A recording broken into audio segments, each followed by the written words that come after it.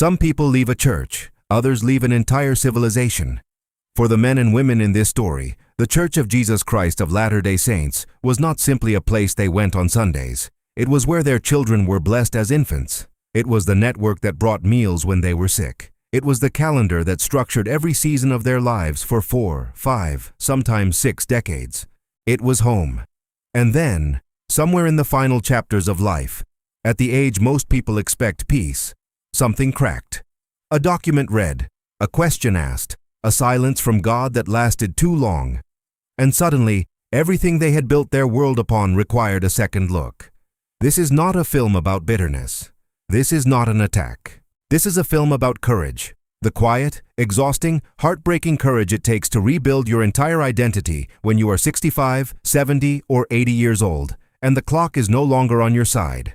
Imagine waking up one morning and realizing that the house you have lived in for 40 years, the one you painted, repaired, raised your children in, grew old in, was built on a foundation that doesn't hold, not because you were careless, not because you were foolish, but because you trusted the people who handed you the keys. That is the experience of thousands of Latter-day Saint seniors right now, across the United States and beyond.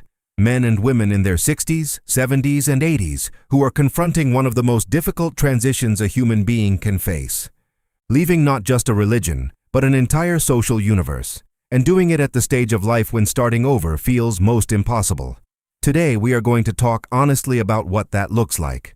We are going to talk about grief, about anger, about financial realities that nobody warned them about grandchildren they can no longer reach, and about the quiet spiritual hunger that doesn't disappear just because the institution that fed it has lost their trust.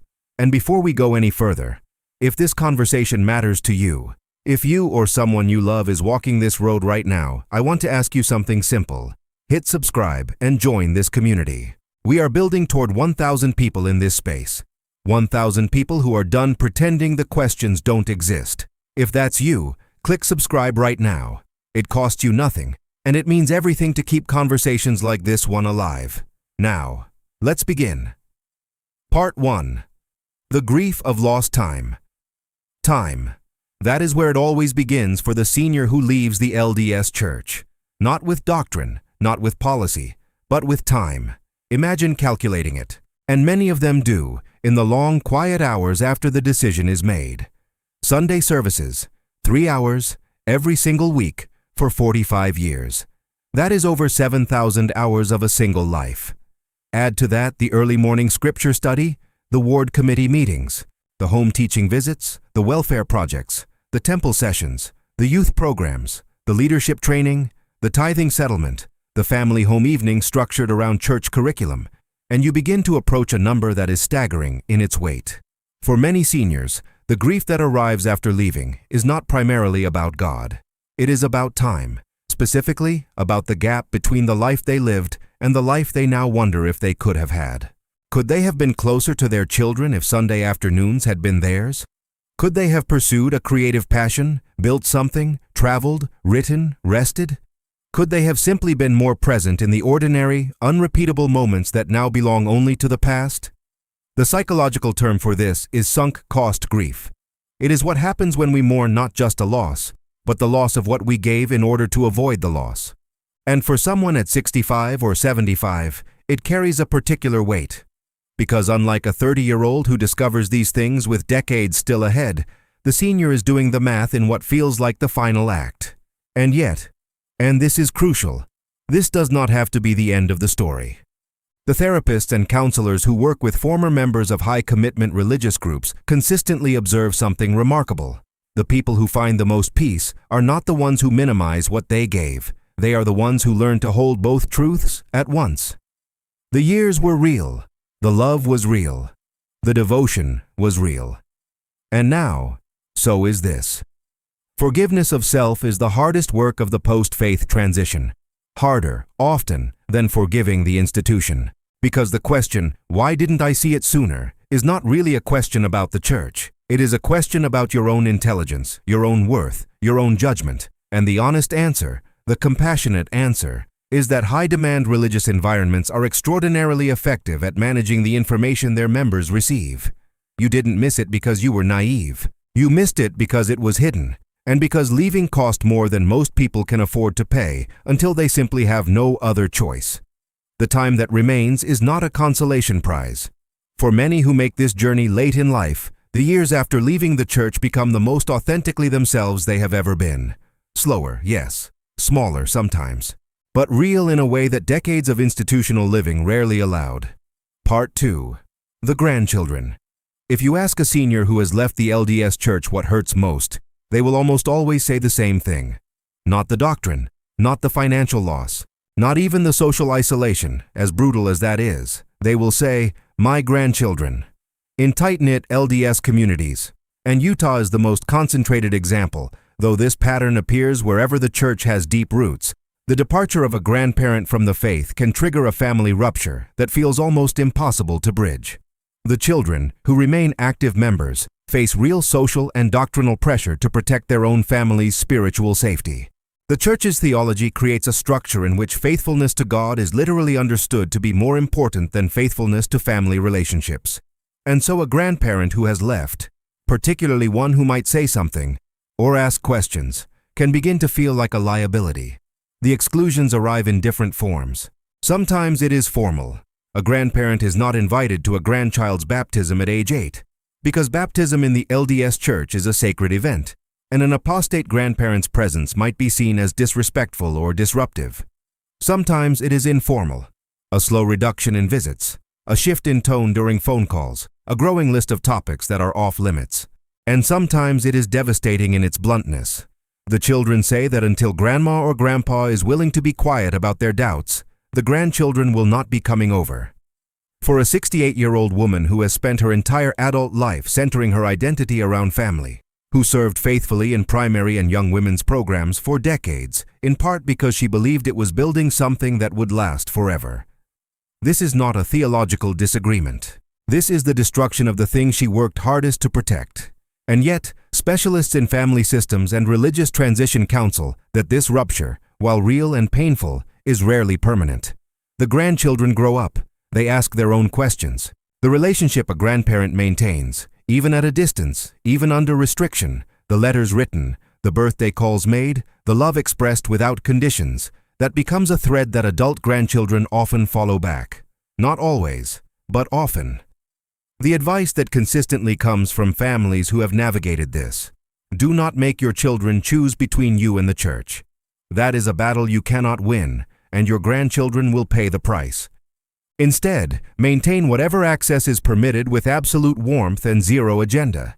Let your love be the one thing in their lives that comes without strings, because in a religious environment built on conditional belonging, unconditional love is the most radical thing you can offer. Part 3. The money. In the LDS Church, tithing is not optional. It is a condition of temple worthiness, which means it is a condition of attending your children's weddings, receiving the fullest blessings of the afterlife, and being considered a full member in good standing. 10% of all income, before expenses, consistently, for life. For a family of modest means that lived faithfully inside this structure for 40 or 50 years, that number is extraordinary when you finally sit down to calculate it. A couple with a combined income of $50,000 a year, tithing faithfully for 4 decades, will have given approximately $200,000 to the church over the course of their lives. For some families, that number is considerably higher. For others, it represents money given during years when it genuinely hurt, during layoffs, during illness, during the years when the decision to tithe meant the family vacation didn't happen, or the home repair was delayed, or the retirement account was smaller than it should have been. In 2019, a whistleblower brought to public attention the existence of Ensign Peak Advisors, a for-profit investment fund wholly owned by the Church of Jesus Christ of Latter-day Saints. At the time of the disclosure, that fund was estimated to hold approximately $100 billion in assets. Subsequent reporting and analysis have suggested the figure may be considerably larger. The fund had been accumulating for decades, largely undisclosed to the members whose donations funded it. I want to be careful here, because the question of what a religious institution should do with its financial reserves is genuinely complex. Churches maintain funds for operations, for emergencies, for humanitarian work. The LDS Church does considerable charitable work globally, and these are real things. But the specific grievance felt by seniors who discover this information is also real, and it deserves to be named clearly. They were told consistently that tithing was an act of faith and obedience that would bless their lives and fund the work of God on the earth. They were not told that a significant portion of their donations was being placed into a largely passive investment fund that, as far as external analysis can determine, was rarely if ever deployed for charitable purposes. The humanitarian work of the church, extensive as it is, appears to have been funded primarily through operating revenue, not through Ensign Peak. For a retired couple living on a fixed income, for a widow who is now careful about every grocery purchase, the discovery that the institution they sacrificed for sat on what amounts to one of the largest private investment portfolios in the world and said nothing is not an abstract financial complaint. It is a deeply personal sense of betrayal. There is no recovering those dollars, and the honest counsel of financial advisors who work with people in this situation is not to focus on what was given, but on what remains. What does your retirement actually look like? What Social Security benefits are available? What senior assistance programs exist in your community? The money is gone, but there are still choices. And for people who spent decades surrendering financial decision-making to an institution, learning to make those choices independently is itself an act of liberation, however painful the road that led there. There is a social architecture inside a functioning LDS ward that people who have never experienced it tend to underestimate. It is not simply a congregation. It is a complete ecosystem. From the moment you are assigned to a ward, and membership is geographic, meaning you don't choose your congregation is assigned to you. You are embedded in a web of relationships, responsibilities, and social obligations that structures your entire week. There are Sunday meetings. There are weekday auxiliary programs. There is a visiting and home teaching system that means members are regularly in each other's homes. There are ward activities, potlucks and service projects and holiday parties and youth events. There are callings, volunteer positions in the organization that range from the seemingly minor to the genuinely consuming. And these callings are understood as divine assignments, not optional commitments. What this means, practically, for a person who has spent 40 or 50 years inside this system, is that when they leave, they do not simply lose a church. They lose their entire social infrastructure. Every friendship they have was formed inside the ward. Every neighbor relationship was mediated by shared faith. Every birthday party, every holiday gathering, every crisis support system, it all ran through the institution. And then, when you leave, the phone stops ringing. Not because the people were unkind, not entirely, but because the structure that was generating the contact, the callings, the visits, the Sunday programs, is gone. And for many active members, socializing with someone who has left the church carries a quiet social risk. The disaffected member might say something uncomfortable. Their presence might raise questions in someone else's mind. And so the natural human tendency is to let the relationship quietly fade. Making friends after 60, outside the religious community that defined your social world for half a century, is genuinely difficult. It requires a kind of social confidence that the church actually trained out of many of its members, because inside the ward, you didn't need to initiate. The structure did it for you. Friendships were assigned. Activities were scheduled. Now, suddenly, you have to walk into a room full of strangers and start from zero, at 70, without a shared vocabulary, without the common identity marker that once made connection effortless.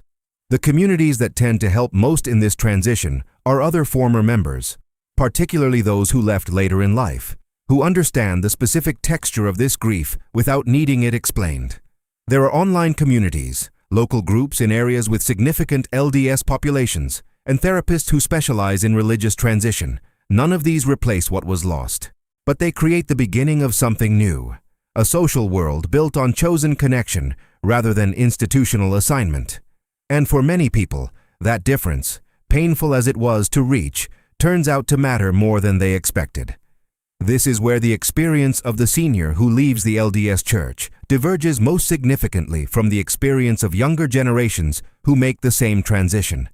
When a 25-year-old leaves the church, they often move toward skepticism, toward secular humanism, toward a life structured without religious practice of any kind.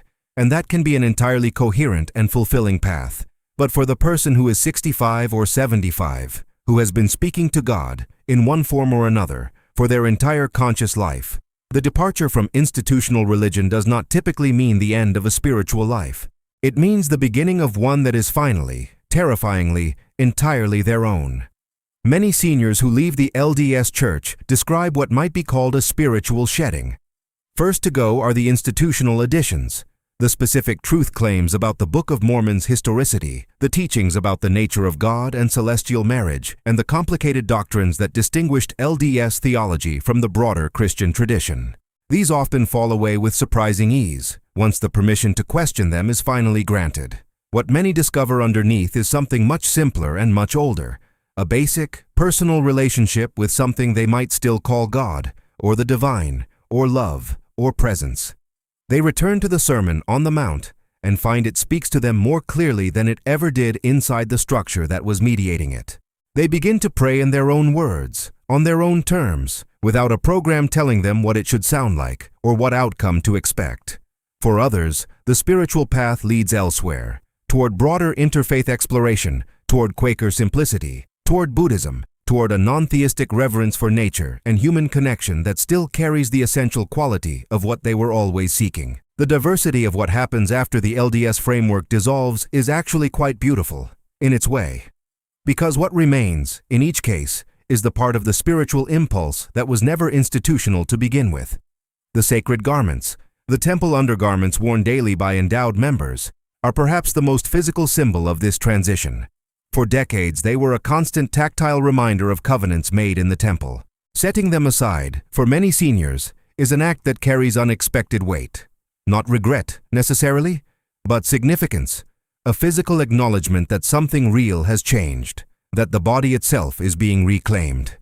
Spirituality without institutional permission is not the loss of something sacred. For many people who find it late in life, it is the closest they have ever come to what they were looking for all along. I want to speak directly to anyone watching this who is in the middle of this transition right now. If you are 65 or 70 or 80 years old, and you have spent your entire life inside this faith, and something has shifted, something you cannot undo, I want you to know a few things. First, you are not alone. The number of seniors navigating this transition is far larger than the church, or the culture, or even most of your own family members understand. The silence around it is not because it is rare, it is because it is painful, and people in pain are often very quiet. Second, what you gave was real. The love you brought to your callings, the sincerity of your prayers, the sacrifices you made for your community. These were not wasted just because the institution that held them has turned out to be something other than what you believed. You brought something genuine to something imperfect. That is not nothing. That is most of human history. Third, the time that remains is not a footnote. Whatever you have given, whatever you have lost, whatever you are grieving right now, none of that determines what the coming years can hold. People rebuild identities and communities and spiritual lives at 75. It is harder than at 35. It is also, often, more intentional and more honest and more deeply lived than anything that came before. And finally, this conversation will continue here. This channel exists because these questions deserve serious, compassionate, honest treatment. Not mockery, not performance. Truth, and the full, complicated humanity of the people brave enough to look for it. If that matters to you, subscribe. Share this video with someone who needs to hear it. Leave a comment with your own experience, whatever it is. Because every voice that adds itself to this conversation is one more person who refuses to carry this alone. Thank you for being here.